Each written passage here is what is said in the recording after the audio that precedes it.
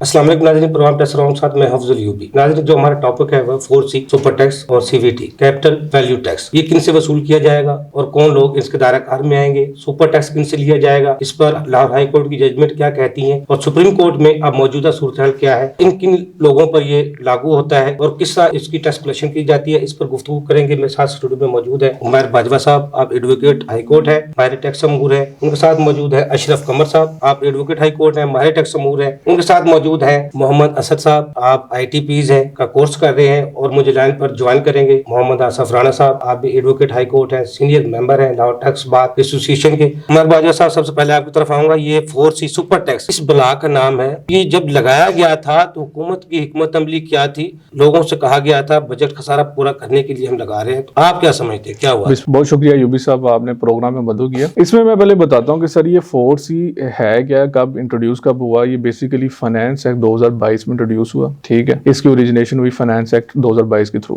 इस्माइल साहब थे जब। जी बिल्कुल ऐसी है। वजह ये बनी कि उस टाइम पे एक तो जो गवर्नमेंट थी, सिटिंग गवर्नमेंट थी, PTI थी, उस टाइम पर उन्होंने सोचा कि यार पॉवर्टी एलिवेशन जो है उसके लिए कोई ना कोई स्टेप इकदाम लेने चाहिए हमें। तो उस टाइम पे वो जो लेजिस्लेशन है उन्होंने डिसाइड किया कि जनाब एक प्रोविजन एड अप की जाए जिनकी जो अर्निंग है वो मोर देन 150 मिलियन से ज्यादा हो, जिनकी इनकम है 150 मिलियन से जिनकी इनकम ज्यादा है, उन पे जो है ना एक स्लैब रेट फिक्स किया जाए।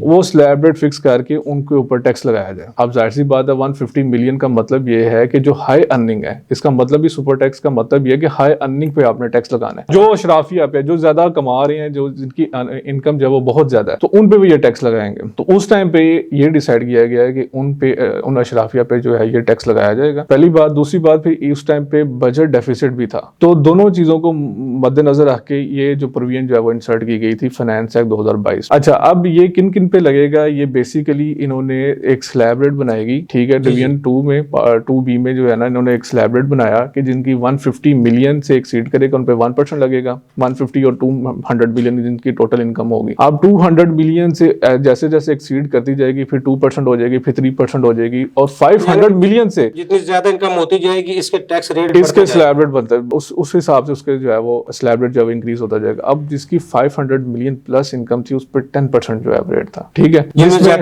ज्यादातर कंपनीज आती हैं, ठीक है। फिर इसमें कहा गया कि जनाब इनको सेक्टर सेलेक्ट किए गए कि 10 सेक्टर्स जो है उन्होंने सेलेक्ट किए जिनकी 300 मिलियन से जो है वो ज्यादा इनकम हो, उन पे जो है वो रेट फॉर्मली 10% रेट लगेगा। उनमें से ज्यादातर जो है वो सीमेंट सेक्टर है, शुगर सेक्टर है, टेक्सटाइल सेक्टर है, रिफाइनरी सेक्टर है, इस तरह के फार्मास्यूटिकल है जिनकी 300 मिलियन से जिनकी इनकम इंक्रीज होगी, उन पे स्ट्रेट फॉरवर्डली जो है वो 10% टैक्स जो है वो चार्ज हो जाएगा। तमाम टैक्स देने के बावजूद ये सुपर टैक्स अलग है। ये सुपर टैक्स अलग है। ये बेसिकली ये इसकी कैलकुलेशन ये होती है कि पहले तो आपकी जो कंपनीज हैं या इंडिविजुअल्स है या AOPs हैं, ये तीनों पे अप्लाई होता है। ये सिर्फ कंपनीज पे नहीं है, ये इंडिविजुअल्स पे भी अप्लाई होता है। तो 150 मिलियन से ज्यादा टैक्स जो है वो जिनकी वो टोटल इनकम है उस पे जनाब वो रेट अप्लाई होगा। अगर तो वो उनकी 150 मिलियन से कम है तो सुपर टैक्स अप्लाई नहीं होगा। सुपर टैक्स तब अप्लाई होगा जब आपकी एक नॉर्मल स्लैब रेट है, नॉर्मल स्लैब रेट के इन एक्सेस जो है वो आपकी टोटल इनकम 150 मिलियन से इंक्रीज कर रही है, तो तब आप पे स्ट्रेट फॉरवर्डली 1% टैक्स लग जाएगा। अब ये प्रोविजन आई थी 2022 में, ठीक है। 22 में जो है ये एप्लीकेबल थी, उन्होंने कहा था 22 पे एप्लीकेबल है। एक्सेप्शन थी बैंकिंग सेक्टर पे कि बैंकिंग सेक्टर एक्सक्लूड है, बाकी हर सेक्टर पे जो है 2022 से एप्लीकेबल था। इस पे स्टे भी गए थे, लोगों ने स्टे भी लिया था। जी बिल्कुल ऐसी है सर। बेसिकली इसलिए स्टे लिया गया था कि इसमें एक प्रोविजन थी, रेट्रोस्पेक्टिवली इसको अप्लाई किया गया था कि फॉर एग्जांपल कोई भी कानून आता है वो प्रोस्पेक्टिवली अप्लाई होता है कि आज कानून है, आज से ऑनवर्ड जो है वो एप्लीकेबल है। ये आया था फाइनेंस एक्ट 2022 में और उसमें कहा गया था कि ये 2022 से ही एप्लीकेबल है, ठीक है। यानी कि मूवमेंट तो पे होता है कि फाइनेंस एक्ट अगर एक 22 में आया तो लॉ एप्लीकेबल होना चाहिए 2023 में, वो 2022 से ही एप्लीकेबल था। फिर इस पे अवाम जो है वो पिटीशंस बेशुमार फाइल हुई थी, उनकी रिटर्न जा चुकी थी। बिल्कुल ऐसी है। वेल्थ स्टेटमेंट जिन्होंने जमा करवा दी थी तो उनके लिए मुश्किल बन गई। बिल्कुल ऐसी है। और इस पे फिर सिंध हाई कोर्ट ने सबसे पहले जो है वो इस केस में जो है वो जजमेंट पास की। उसमें उन्होंने कहा गया है कि ये बेसिकली रेट्रोस्पेक्टिवली कानून जो है वो अप्लाई नहीं हो सकता, इसको आप फॉर द टाइम बिंग 2022 से जो है इसको एप्लीकेबल नहीं किया जाएगा। हाँ, 2023 में इसको देखा जा सकता है, 2022 पे नॉट एप्लीकेबल। यानी कि मौजूदा साल था 2022, उस पे वो नॉट एप्लीकेबल। उसके बाद फिर जो है लाहौर हाई कोर्ट में भी इसी तरह से सेम हुआ कि जनाब ये जो है ये पिटीशंस फाइल हुई, मल्टीपल पिटीशंस फाइल हुई। उस टाइम पे हाई कोर्ट ने टू सम एक्सटेंड कहा गया कि 2022 को तो नहीं किया जाए, 2023 से जो है ना 50% जो है वो जमा करवाया जाए, ठीक है। इंटरम बेसिस पे कहा गया कि आप 50% 100% तो नहीं जमा करवाएं, लेकिन फॉर द टाइम बिंग आप 2022 और 23 में जो है जितनी आपकी लायबिलिटी बन रही है उसमें जनाब आप 50% को जमा करवा दें कोर्ट में, in the direction of Lahore high court. तो उसके बाद फिर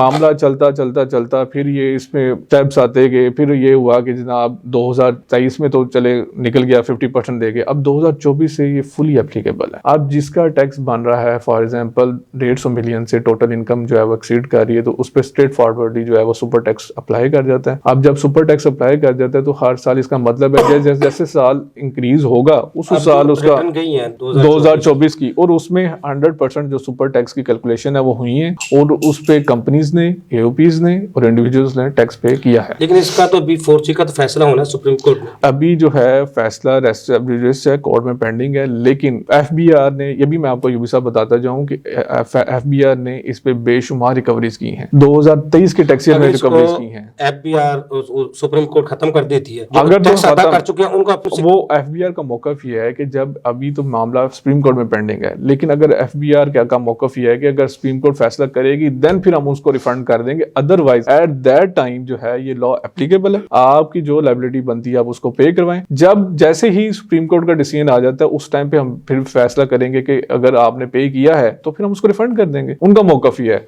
लेकिन फॉर द टाइम बिंग जब फैसला नहीं आता आपने मिलना नहीं है, ऐसे ही है कंपनीज की तो मजबूरी है रिटर्न देना, मजबूरी है। जिन पे इनकम, जिनकी इतने बैंकों में पैसे रखे हैं, सेविंग में रखे हैं, वो जो सुपर टैक्स भी नहीं दे रहे, वो जो उस धारागार में भी आते हैं उनसे भी आज तक नहीं सर, इसमें ये है कि जो बेसिकली जो रजिस्टर्ड है, जो जिनका जो एनटीएन होल्डर है, जिनकी रिटर्न जाती है, जो गोशवारे एनुअली तौर पे सबमिट करते हैं, ये बेसिकली उनके लिए एप्लीकेबल है कि उन्होंने एट दी जब तक रिटर्न फाइल नहीं होगी जब तक उसका रिटर्न, हाँ उसमें क्योंकि बेसिकली कैलकुलेशन ये कैलकुलेशन उधर होगी eight the time of return filing पे, उस टाइम पे इसकी कैलकुलेशन की जाएगी कि वेदर इसकी 150 मिलियन से इसकी जो इनकम है वो इंक्रीज कर रही है कि नहीं कर रही, उस टाइम पे इसकी कैलकुलेशन। अशरफ कमर साहब 4C, चलो इसको बात कर ले, 4C जिस अशराफिया के लिए लगाया गया था, आप समझते हैं हमारा डिपार्टमेंट या हमारी हुकूमत में इतनी विल है जो अशराफिया पर हाथ डाल सके, जिनको आज तक तो पकड़ा नहीं जा सका, सुपर 4C के जरिए पकड़ा जा सकता है। देखिए कानून जो है उसकी एप्लीकेबिलिटी तो सबके ऊपर इक्वली है। देखे ना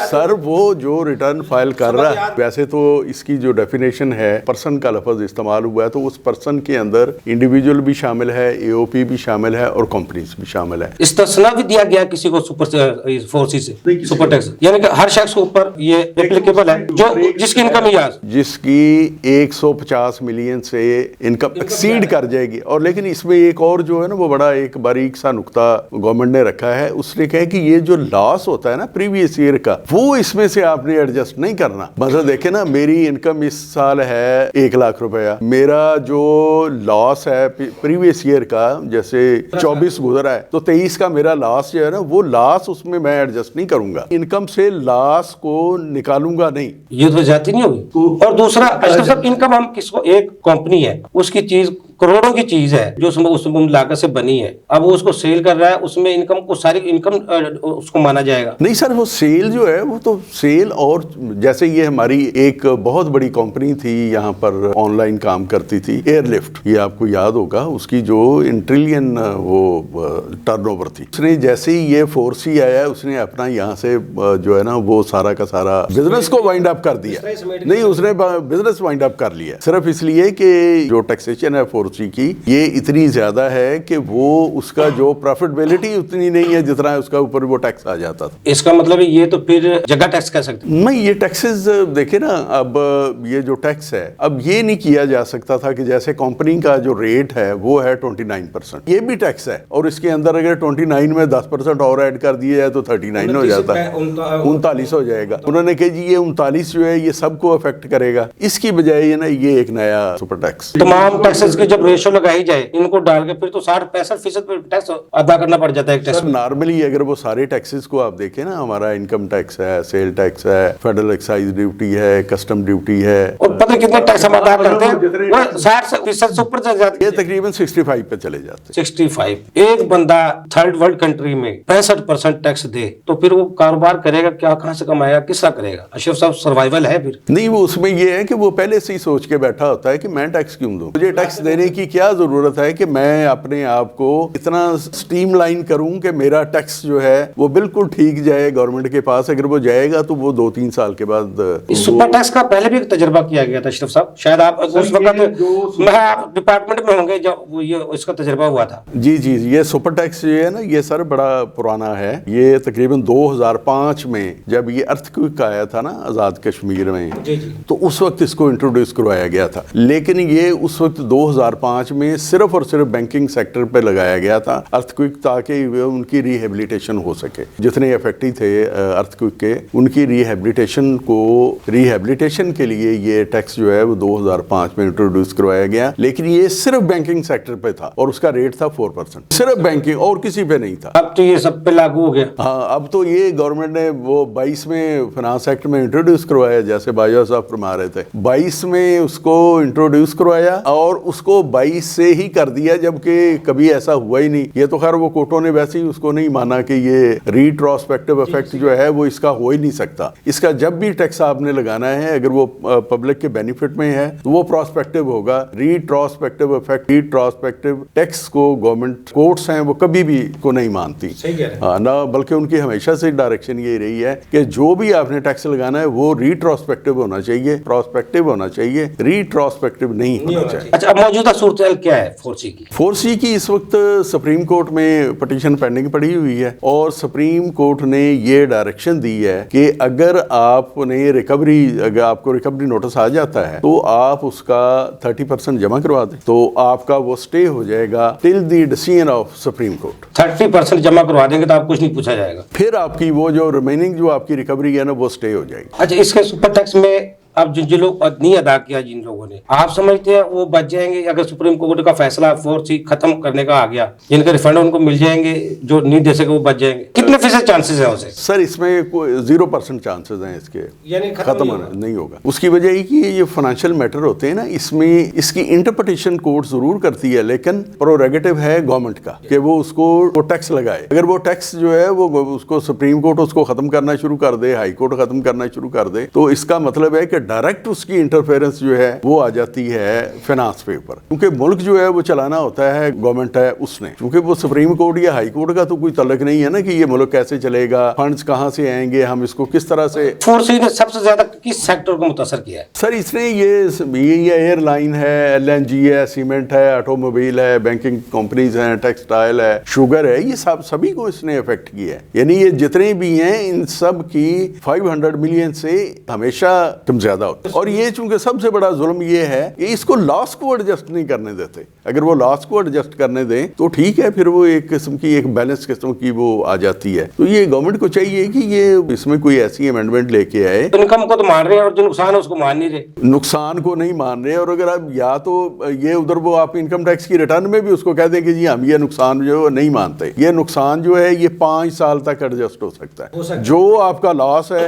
6 साल तक एडजस्ट होगा, 7वें साल से वो आपका लॉस खत्म हो जाएगा। इसका मतलब है बंदे अपने इनकम को पूरा शो ही नहीं करेंगे? नहीं, वो पहले भी नहीं करते, वो पहले से वो सोच के बैठे हुए हैं कि हम ऐसा क्यों करें। अशरफ साहब, CVT कैपिटल वैल्यू टैक्स जो लगाया था, तो इसका और लगाने का जो मकसद था उसमें आज तक हम पूरे उतरे हैं, हमारा डिपार्टमेंट पूरा उतरा उसमें? सर बड़ा सादा सा टैक्स है, उसमें कोई सच कोई इसकी है भी कोई नहीं। ये CVT का जो इंट्रोडक्शन है ये सर हुई थी 1989 में। अच्छा, 1989 में ये मूवेबल और इमूवेबल प्रॉपर्टीज के ऊपर जो है वे पाकिस्तान में लेविड थी और इसको अबॉलिश कर दिया गया बाद में 2020 में। अच्छा, 2020 में इसको अबॉलिश करने के बाद इसकी दोबारा फिर फाइनेंस एक्ट 2022 के जरिए फिर इसकी इंट्रोडक्शन हो गई। अशरफ साहब, मुझे ना ब्रेक का कहा जा रहा है, ब्रेक से बाद आपसे गुफ्तगू यहीं आप कंटिन्यू जारी रखेंगे ना? छोटा सा कमर्शियल ब्रेक, हमारे साथ रहिएगा।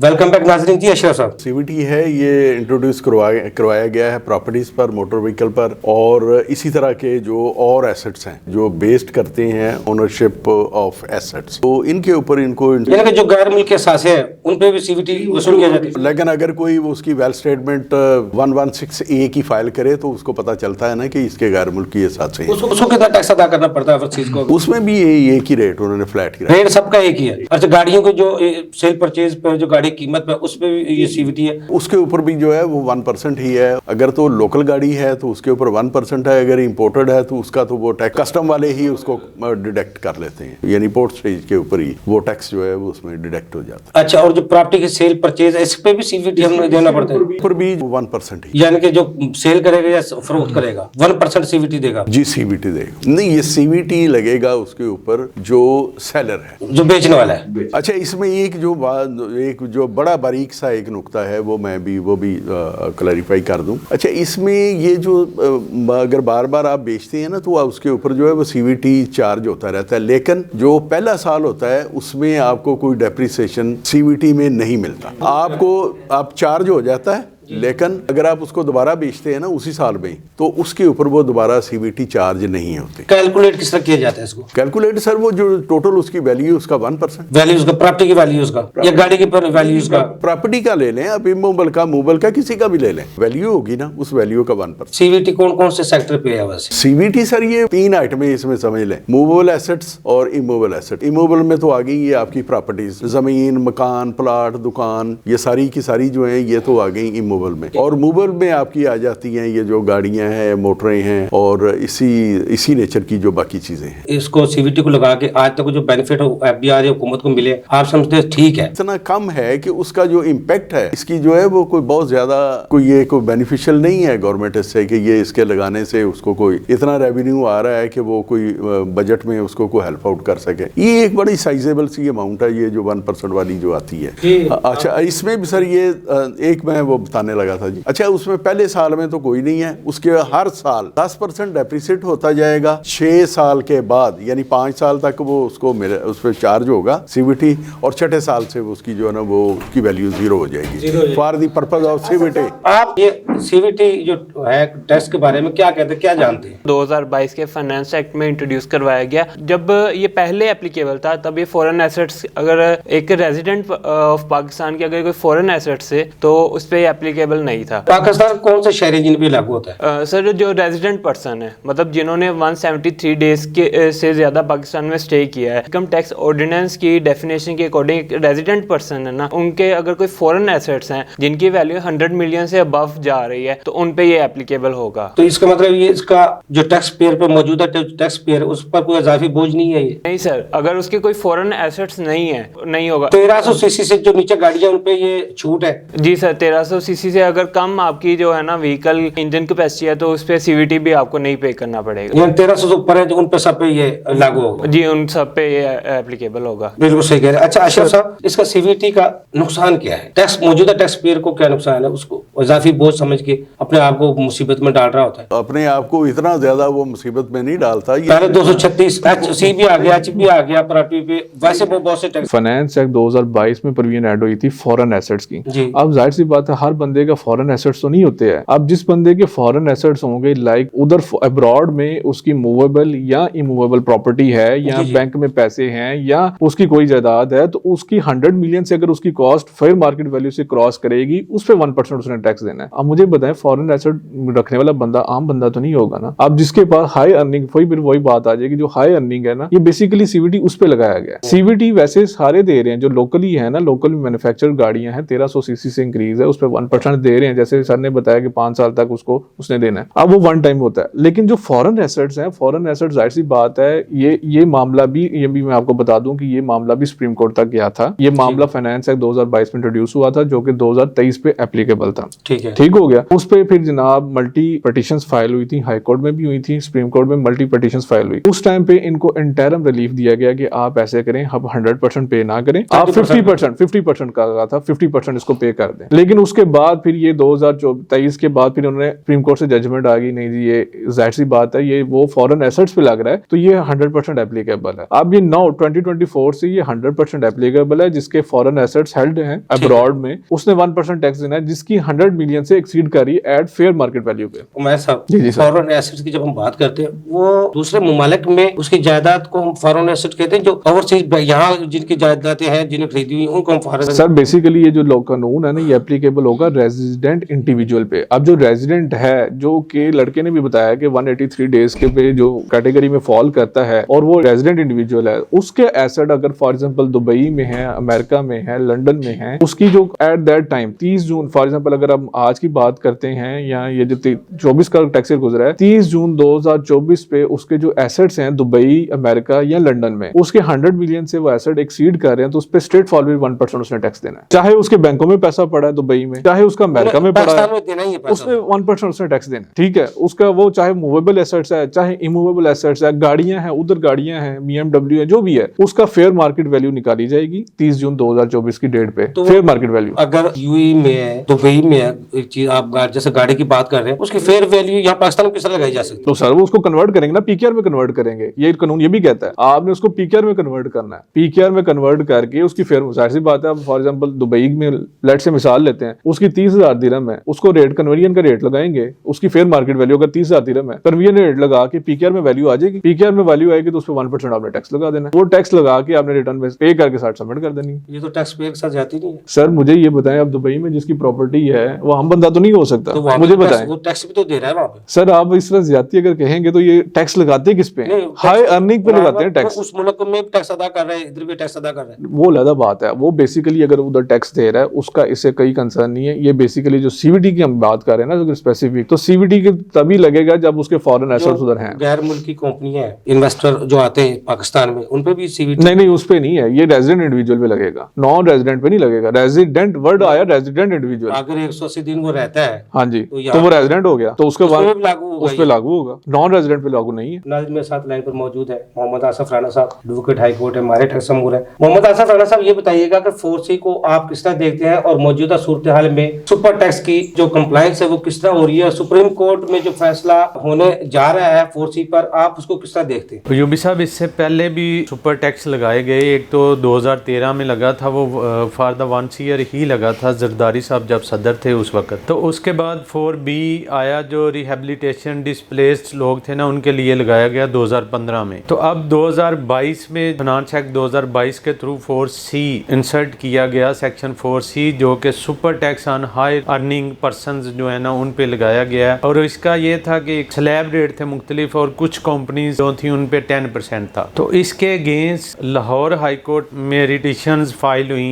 रिटिशन में सिंगल बेंच जो था उसने टैक्स पेयर के अगेंस्ट कर दी। रिट्रोस्पेक्टिव फैक्ट जो टैक्स ईयर 22 के लिए लगाया गया उसको उन्होंने अपहेल्ड कर दिया, और जो डिस्क्रिमिनेशन थी रेट में उसको उन्होंने अल्ट्रा वायरस कर दिया। तो जब ये अल्ट्रा वायरस डिस्क्रिमिनेशन हुई, जो दूसरा इम्पोजिशन ऑफ टैक्स था रिट्रोस्पेक्टिवली टैक्स ईयर 2022 पे, उसको अपहेल्ड कर दिया कोर्ट ने। तो टैक्स पेयर वो ICA में गए। ICA में honourable DB Lahore high court जो थी उसने रिट्रोस्पेक्टिवली इफेक्ट जो था 4C का उसको अल्ट्रा वायरस करार दिया, और जो ऑनवर्ड टैक्स है 2023, 24, 25 आगे चलेगा उसको उन्होंने कहा जी ये लीगल है, गवर्नमेंट जो है ना लगा सकती है। असल में देखें, सुपर टैक्स जब भी कभी लगाया गया है तो अवाम की फलाह बहबूद के लिए, या जब गवर्नमेंट को पैसे चाहिए होते हैं तो उस वक्त वो टैक्सेस ऐसे लगाते हैं, और ये 1 ईयर ही लगने चाहिए। लेकिन ये जो है ना ऑनवर्ड चल रहे हैं, तो ये कोई बेटर सिग्नल्स नहीं है बिजनेसमैन के लिए। तो इसको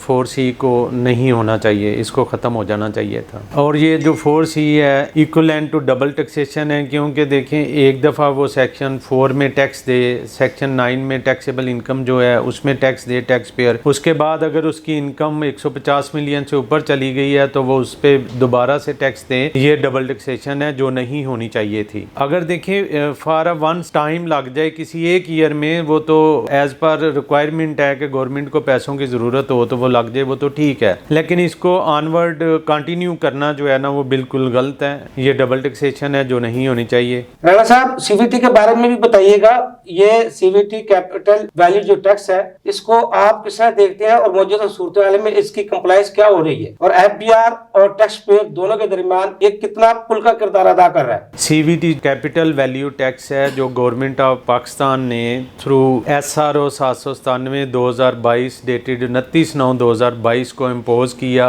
ये जो टैक्स सीवीटी लगाया गया, एक तो उन्होंने लगाया कि मोटर व्हीकल्स जो रजिस्ट्रेशन अथॉरिटी हैं और जो मैन्युफैक्चरर हैं उनको विद होल्डिंग एजेंट बना दिया इन्होंने। फाइनेंस एक्ट 2022 एक अमेंडमेंट आई, उसके थ्रू ये इम्पोज किया गया था। जब गाड़ी की रजिस्ट्रेशन होगी जो इम्पोर्टेड है या लोकल है, उस वक्त भी उस 1% रजिस्ट्रिंग अथॉरिटी जो है वो कलेक्ट करेगी। कलेक्ट करके तो गवर्नमेंट ऑफ पाकिस्तान को FBR को जमा करवा देगी। और जो मोटर व्हीकल के मैन्युफैक्चरर हैं वो at the time of sale अपने कस्टमर से 1% टैक्स कलेक्ट करेंगे और वो भी मंथली बेसिस पे FBR को जमा करवाएंगे गवर्नमेंट ऑफ पाकिस्तान को। और दूसरा, फॉरेन एसेट्स, लोग पाकिस्तानी रेजिडेंट थे, उनके जो फॉरेन एसेट हैं उन पे भी कैपिटल वैल्यू टैक्स है वो लगा दिया गया। उसके अगेंस्ट लोग रिट में भी गए, लेकिन वो ऑनरेबल लाहौर हाई कोर्ट ने उसको जो है ना टैक्स पेयर के अगेंस्ट कर दिया। अब सुप्रीम कोर्ट में पेंडिंग है। ये CVT जो है फॉरेन एसेट पे, उसकी तो कलेक्शन इतनी अच्छी नहीं है, लेकिन जो मोटर व्हीकल की रजिस्ट्रेशन अथॉरिटी और सेलिंग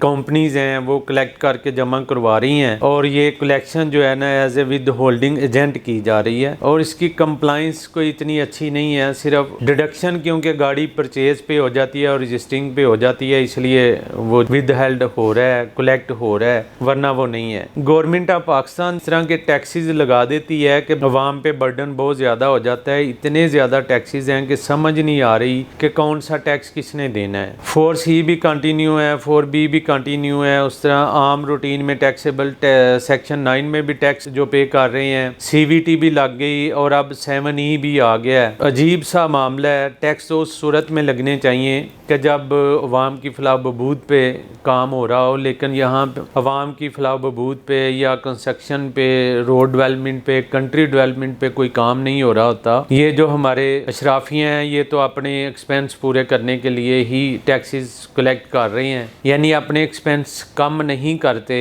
देखें कि अब असम्बलीज में जो MP MNA उनकी सैलरी को इतना ज़्यादा बढ़ा दिया है तो हमारा जो शॉर्टफॉल है वो बढ़ता जा रहा है, एक्सपेंस बढ़ रहे हैं, कलेक्शन कम हो रही है। तो जब एक्सपेंस बढ़ाते जाएंगे तो ये वहाँ पे बर्डन भी डालते जाएंगे। बिजनेसमैन पे बर्डन ज़्यादा डाल रहे हैं मुख्तलिफ तर्ज के टैक्सेस लगा के, जो कि बिल्कुल नाइंसाफ़ी है। इस तरह के टैक्सेस नहीं होने चाहिए। FBR को ये पता होना चाहिए कि अगर इस तरह के टैक्सेस लगाते जाएंगे तो बिजनेसमैन यहाँ से बिजनेस क्लोज करके आउट ऑफ कंट्री चले जाएंगे और काफ़ी सारे लोग चले गए हैं। जो नॉर्मल टैक्स हैं वही होने चाहिए। इसमें आप ये चीज़ देखें कि अगर आप tax collection of the FBR देखें तो उसमें इनकी दिसंबर तक, जुलाई 24 से दिसंबर 24 के दौरान टैक्स का जो शॉर्टफॉल कलेक्शन का है वो 386 बिलियन। अब जहाँ पे आपका टैक्स शॉर्टफॉल 386 बिलियन है और उसके ऊपर आप गाड़ियाँ की अनाउंसमेंट कर रहे हैं कि हम ऑफिसर्स को गाड़ियाँ लेके देंगे, 1010 गाड़ियाँ की अनाउंसमेंट की गई है, जिसमें इन्होंने कहा है कि 500 गाड़ियाँ हम फर्स्ट क्वार्टर में देंगे और 500 गाड़ियाँ नेक्स्ट क्वार्टर में ऑफिसर्स को देंगे। मेरी अपनी जो राय है, देखें अगर आप ऑफिसर्स को गाड़ियाँ दे रहे हैं उनके एज पर परफॉर्मेंस तो ठीक है, आपको उनके देनी चाहिए, लेकिन इन अदर वे के आप 6 बिलियन रुपीज़ की गाड़ियाँ अनाउंस कर रहे हैं जबकि आपके बजट में ऑलरेडी शॉर्टफॉल है, जो कि आपके लिए ये जो क्वार्टर है नेक्स्ट, ये तो काफ़ी क्रिटिकल होगा आपके लिए कि आपने टैक्स कलेक्शन करनी है, नेक्स्ट बजट प्रपोजल देना है आपने। उसमें अगर आपका इसी तरह शॉर्टफॉल रहेगा तो क्या आप आने वाला बजट पूरा कर सकेंगे? नहीं कर सकेंगे। जब बजट पूरा नहीं होगा आपका तो इसके अकॉर्डिंगली आप क्या करेंगे? फिर IMF से मूव करेंगे और फिर आप वो शराइत लगाएंगे, फिर आप टैक्स रेट इंक्रीज करेंगे। जब टैक्स रेट इंक्रीज होगा तो ऑटोमेटिकली फिर महंगाई बढ़ेगी। फिर आप कहते हैं हम महंगाई के ऊपर भी कंट्रोल करना चाहते हैं। देखें, जब आप महंगाई के ऊपर कंट्रोल करना चाहते हैं, आप बजट में आप टैक्स इंक्रीज नहीं करना चाहते, तो फिर इसका मतलब है कि आपको शॉर्टफॉल जो आपका पूरा करना पड़ेगा। अगर शॉर्टफॉल पूरा करना है तो फिर आपको अपने एक्सपेंसेस टैक्सेस को ज़रा मैनेज करना पड़ेगा। आपका पॉइंट है कि गाड़ियाँ लेके देना, ये मेरे ख्याल में FBR के लिए सूटेबल टाइम नहीं है कि वो अनाउंस करते कि ये हम ऑफिसर्स के लिए ये गाड़ियाँ लेके दे रहे हैं। एक सूटेबल टाइम नहीं है। आपको चाहिए था कि आप फर्स्ट अपना टारगेट पूरा करते, जो आपका टारगेट है बजट तक,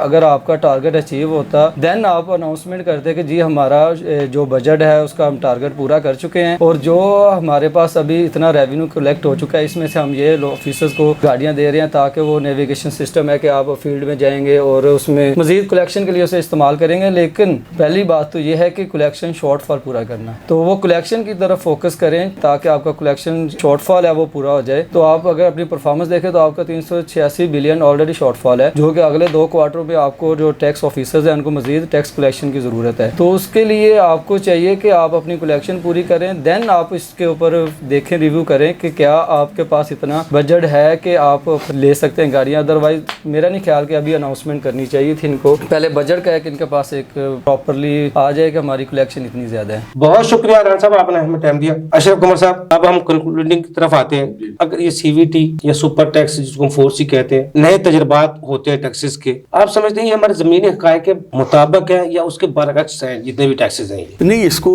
ये चाहिए कि ये जितने हम इन टैक्सेस जो है ना वो इंट्रोड्यूस करवाते जाते हैं, उससे टैक्स पेयर की मुश्किलात बढ़ती जाती हैं, उसके लिए परेशानियां ज़्यादा आती हैं, उसको अपने काम को मैनेज करना मुश्किल हो जाता है। उसकी बजाय अगर यही जो हमारा ये सुपर टैक्स था, अगर इसको ही किसी तरह से उसको एक बैलेंस ही बना के उसको वो कर देते, जैसे ये कंपनी का रेट 29% है, उसको ये कोई 35% कर देते, तो वहां पर भी वो कवर हो। मतलब ये कि अगर देखें मुल्क को पैसे की जरूरत है, मुल्क के ऊपर कर्जा इतना है। ऐलान किया गया था सुपर 4C लगाते वक्त, मिफ्ता इस्माइल साहब ने कहा था ये सिर्फ हमने अशराफिया के लिए टैक्स लगाया, गरीब पे, आम बंदे पे इसको कोई असर नहीं होगा। लेकिन असर तो मौजूदा टैक्स पेयर पर ही हो रहा है। सर, जो असर है ना वो उसका जो इम्पैक्ट है वो नीचे को ही आता है हमेशा। जो वो हैं वो चंद हैं, जो आप देखें ना जो कंपनियां जो टैक्स देने वाली हैं, वो कोई इंडिविजुअल से तो वो टैक्स नहीं इतना वसूल होता, ना कोई लोग देते हैं। अशरफ साहब, जितने भी टैक्स पेयर है जो अपना गोशवारा जमा कराते हैं, वो इन चीजों टैक्सों को जानते हैं? अच्छा, आप भी बताते होंगे ना यार ये आपकी इनकम इतनी है, आप ये सुपर टैक्स भी लगेगा, आपको ये भी देना पड़ेगा,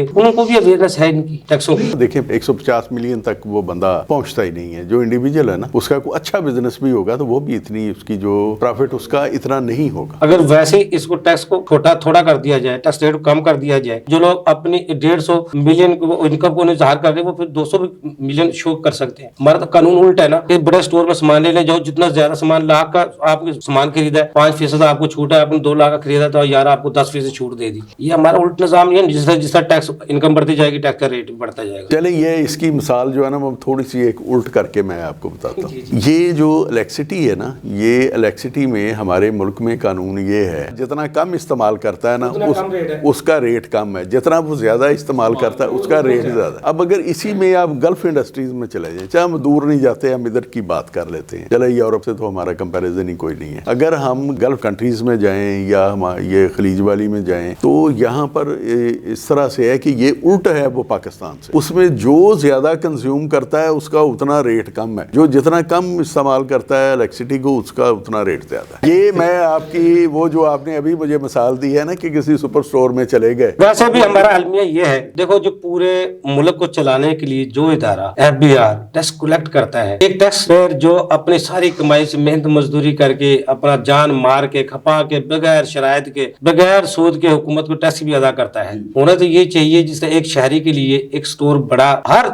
एक छत के नीचे हर चीज मुहैया मिल जाती है, खाने से लेकर पीने तक की, पहनने तक की चीज एक स्टोर से जाके एक शहरी लेके अपनी गाड़ी में रखता है, ले आता घर। टैक्स पेयर जो टैक्स अदा करता है उसको एक छत तले तमाम सहूलियत मिल जाए। हमारा उल्टा निजाम नहीं है, जो कलेक्ट करता है FBR का दफ्तर है, LTO का किधर है, RTO का किधर है, अपील का किधर है, कस्टम का किधर है। एक टैक्स पेयर सारा दिन पूरे दफातर के चक्कर नहीं लगा सकता, ये जुल्म नहीं है। इसकी एक बार प्रपोजल बल्कि वर्ल्ड बैंक का ही था, जब ये आपको पता है LTU वाला जो बना है पोर्शन जो बना थे 2 फ्लोर, तो वो 2 फ्लोर के जितना एक्सपेंडिचर था ये सारा का सारा मीट पे किया था वर्ल्ड बैंक ने। वहाँ पर उन्होंने एक मॉडर्न एक यूनिट बना के दिया कि ये देखें जी ये इस तरह से हम लोगों को ट्रीट करेंगे, अच्छी उसको फैसिलिटी मिलेगी, उसको कोई किसी किस्म का कोई प्रॉब्लम नहीं आएगा, उसके बैठने के लिए भी बड़ी अच्छी अरेंजमेंट होगा, दरवाजा भी अफसर को नजर आ रहा होगा, अफसर को हाँ अंदर बैठा अफसर भी नजर आ रहा है कि वो क्या कर रहा है, कि ये तो नहीं है कि अंदर जी मैं मीटिंग कर रहा हूँ और वो बैठा है। स्टेट बैंक को क्या पता था ताले लग जाएंगे, है